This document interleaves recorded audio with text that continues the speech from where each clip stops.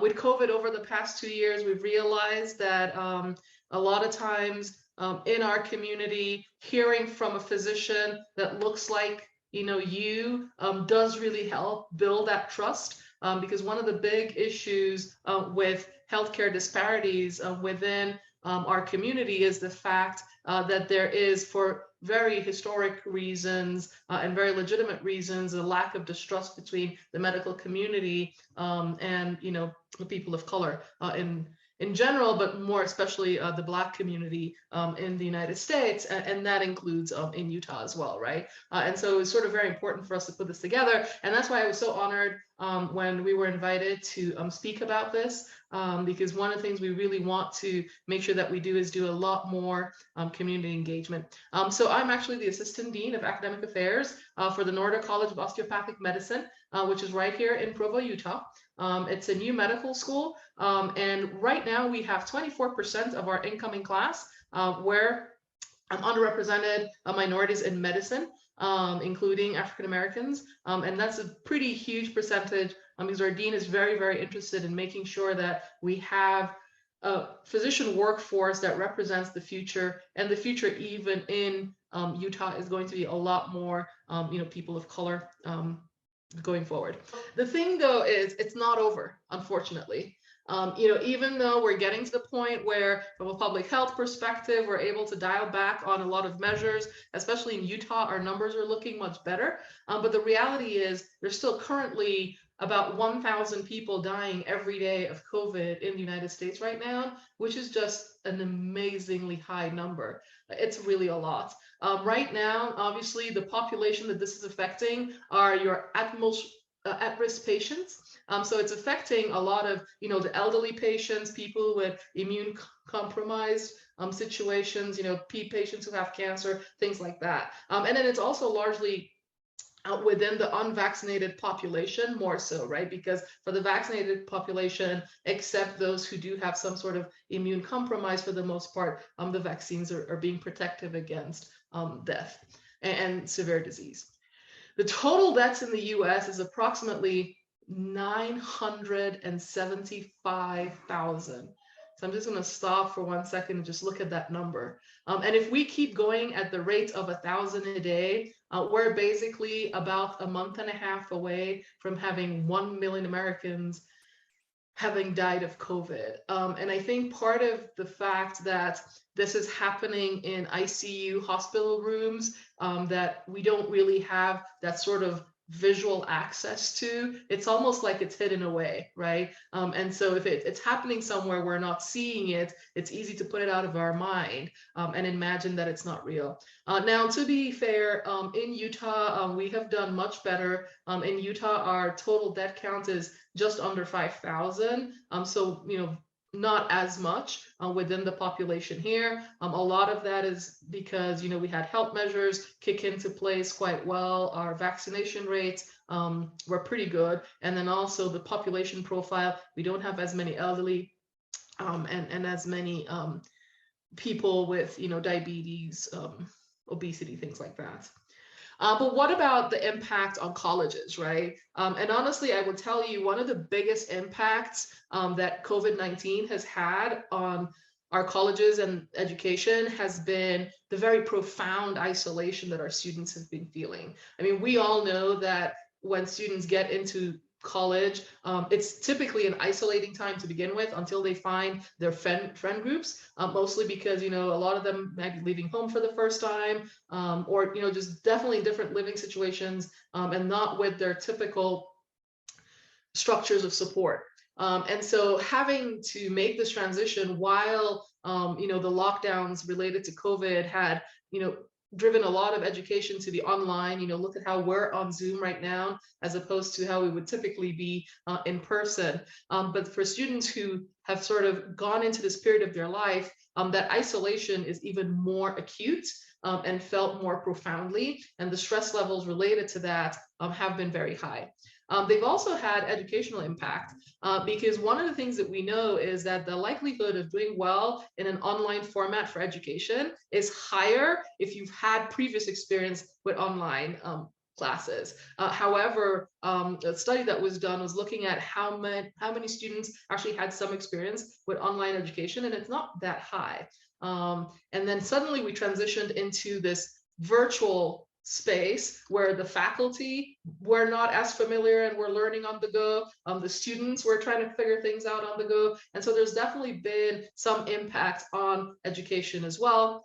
Occupational impact, right? How are they actually acquiring the skill sets that will be helpful for the jobs that they have to do in the future? The workforce is also changing, right? Like, and how the workforce is changing is still playing out. To what extent it's going to remain virtual even in the future moving forward, and how that's going to affect the ability for promotions and things like that is still something that's playing out. Now, all of these are adding stress factors to students. So whether students were in the early part of their educational career, where they were coming in an environment where they weren't able to build the sort of friendships that they would have in the past, or students who are graduating and therefore looking for what they're going to do next and having sort of those stressors on them. So from the medical perspective, I'll give you a good example. Students who are trying to get into medical school, one of the things that you typically would have would be shadowing experiences, right? To sort of show your interest in wanting to go into medicine. You typically go and follow a physician around and sort of have a certain number of hours in the clinic and hospitals. Well, a lot of hospitals are not allowing that anymore, and you can't quite shadow physicians. And so there's some programs that have allowed, virtual shadowing, where they allow you to sort of hear doctors talk about their day. But obviously it's not the same thing, right? And so that's playing out just kind of on a variety of planes. And then the impact on others. So a lot of people will tend to, when you think about this, realize that, well, a lot of students themselves might not have the same sort of severe COVID outcomes, poor COVID outcome risks as other people in the community. However, they are still related to and in contact with people that do, right? So your students have grandparents, they have parents, you might have students who have parents who are undergoing chemotherapy for cancer, and therefore they're very much at risk. In fact, I would say the impact on others right now is probably going to be one of the most stringent stressors for students, given that we're opening up and we're now changing mask policies, and we're now changing from virtual going back to in person. The students who have family members who are immune compromised or suffering from chronic diseases or at risk in some way or another, the level of stress on them is going to be very, very high, because even if they themselves might not be worried for themselves, they're worried for the other people in their lives, that them getting sick and then transferring that disease to would impact, right? So, talking about all of that, well, what can we do?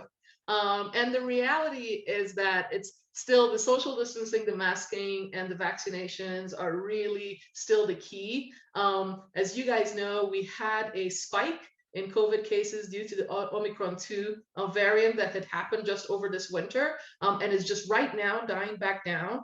However, we also know that there are new variants that just cropped up, fairly severe variants that just cropped up in Hong Kong. Hasn't quite gotten to the US yet, but again, the probability that we're going to have variants and that this will just be a cyclical thing is actually fairly high. And so wearing a mask still does help. And especially for those students who are really worried about the fact that they might be living with or in contact with family members who are at risk, reassuring them that even if everyone else is not wearing their mask, if they are wearing their own, preferably N95s, and they're keeping themselves safe, keeping that family member with the mask when they're going outside, all of those things make a significant difference. You can still be one of the people who, are not getting sick, or at least if you're getting sick, you're not infecting people. They're likely to have severe disease and potentially die. So again, vaccination really does help.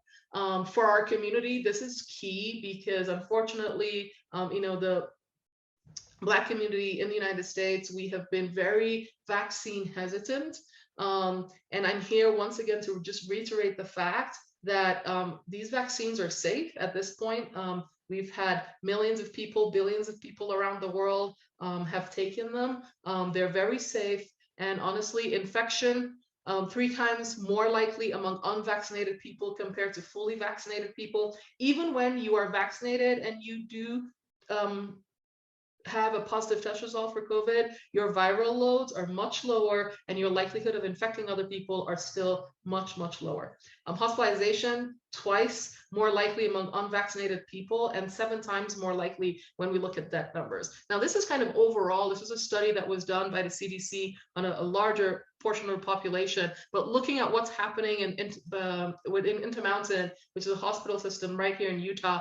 And this was released January 23rd, 2022, so just a couple of months ago. When you look at all the hospital beds right now, you have about 70% are people who are just not fully vaccinated, not vaccinated. About 24% were people who are fully vaccinated and still were sick enough to be at the hospital, and then just about 8% boosted. But when you look at in the ICU, who's in the ICU, you look at really, really sick patients, we're talking about 82% of those are people who are not vaccinated.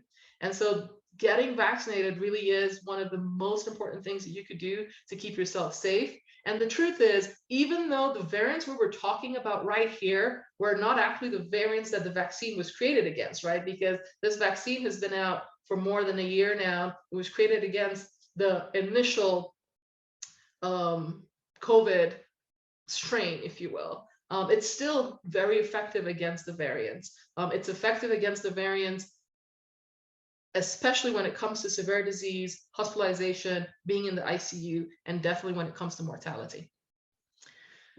So some of you might ask, well, what about the younger population? Well, there was a study that was done looking at multi-system inflammatory syndrome, which is really what you're worried about in younger people who get COVID. It's not so much the COVID itself, but this multi-system inflammatory syndrome that can happen as a result. And when you look at that, the vaccination reduced the possibility of this sort of very severe syndrome by 91%, right? And so definitely worth pushing vaccination for everyone. What can we do though? Because honestly, probably the biggest impact that this COVID-19 epidemic has had on our students, besides the masking and getting people vaccinated, I think the most important thing that we could do is pay attention to the mental health of the students in our class. And when I say mental health, it's really, you have to let students know that it's okay to feel how you're feeling, right? It's okay, whether that is anxiety, whether that is sadness, whether that is anger, right? Whether that is frustration, depression, whatever it is that you're feeling, it is okay. It is normal to feel that way. It is expected that you will have, heightened emotional states regarding what's going on. In order to help with the mental health, it's also important to help students, or at least push them in the direction of maintaining a routine, right? So having, set hours for doing things, whether that's, going to the gym every day, making sure that they're eating 3 square meals. When you're at home, and especially, studying, via Zoom and having classes here and there, or hodgepodge of hybrid classes, keeping yourself on a schedule becomes something that requires a lot of sort of inner discipline, which students at this point in their educational career are barely forming, right? And so just helping them keep in mind that, maintaining that routine is actually just helpful for their own mental health as well. Most important in that routine is actually good sleep hygiene, right? So getting full night's sleep, getting a good 7 to 9 hours of sleep every day. I know a lot of us, ourselves are having trouble with that. And then that's one of the issues that we've all been struggling with. But perhaps most importantly is connecting with others.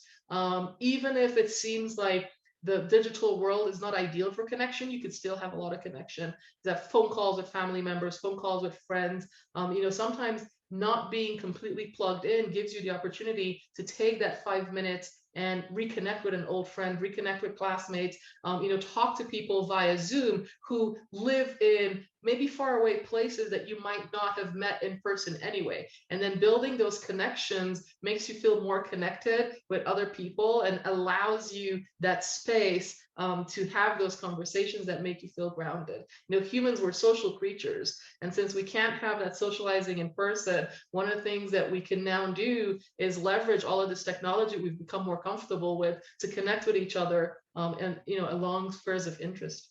And then I think last is take a break, right? Encourage your students, not just yourself, but encourage students to take a break. Take a break from your study for a little bit, take a break from the news, take a break from just everything that's creating the anxiety around your life, so that you can sort of feel better about it. And so those are really the three big prongs, I would say. A lot of things that we do on our campus involve testing students when they're ill, so that we can identify positive cases and have isolation so we don't have spread. Because we're a medical school, we have sort of a different mandate, and so therefore all our students have to be vaccinated. And so we don't really have that issue of having an unvaccinated population like most other colleges would. But just kind of keeping these things in mind. And that was my little spiel, really quickly, and I was hoping to stop so that I could then have you guys ask questions and we could have a discussion.